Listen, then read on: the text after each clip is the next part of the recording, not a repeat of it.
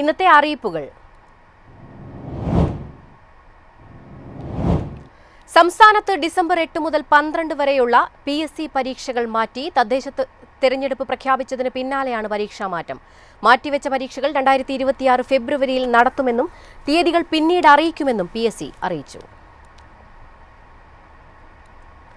Learners licence പരീക്ഷയിൽ ഏർപ്പെടുത്തിയ പരിഷ്കാരങ്ങളിൽ മാറ്റം വരുത്തി മോട്ടോർ വാഹന വകുപ്പ്. കാഴ്ച അടിച്ചു നൽകേണ്ട ഉത്തരങ്ങൾ ഉൾപ്പെടുത്തിയതിനെതിരെ വ്യാപകമായ പരാതികൾ ഉയർന്നതിനെ തുടർന്നാണ് നടപടി.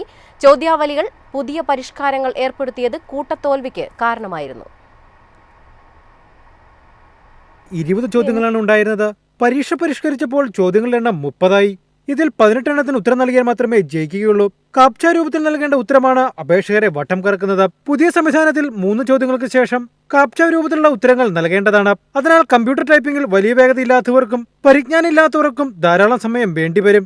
സാധാരണ ചോദ്യങ്ങൾക്ക് 30 സെക്കൻഡ് സമയവും കാപ്ച ചോദ്യങ്ങൾക്ക് 45 സെക്കൻഡ് സമയവുമാണ് അനുവദിച്ചിരിക്കുന്നത്.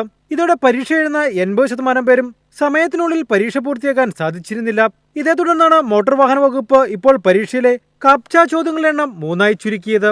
ഇതോടെ അപേക്ഷകർക്ക് ചെറിയൊരു ആശ്വാസം ലഭിച്ചെങ്കിലും സിലബസിൽ ഉൾപ്പെടാത്ത ചോദ്യങ്ങൾ ചോദിക്കുന്നതായും ചോദ്യങ്ങൾ വളരെ ഗൂഢമായതാണെന്നുള്ള ആക്ഷേപങ്ങളും തുടരുകയാണ്. News desk MyFin TV. Kerala startup മിഷനിൽ ഫണ്ടിംഗ്, ഫിനാൻസ് വിഭാഗങ്ങളിലെ ഒഴിവുകൾ നികത്തുന്നതിന് അപേക്ഷ ക്ഷണിച്ചു. 40,000 രൂപ മുതൽ 1 ലക്ഷം രൂപ വരെയാണ് ശമ്പളം.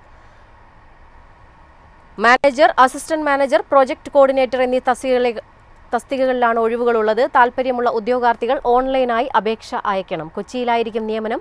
നവംബർ 13 വരെയാണ് അപേക്ഷ സമർപ്പിക്കാനുള്ള സമയം.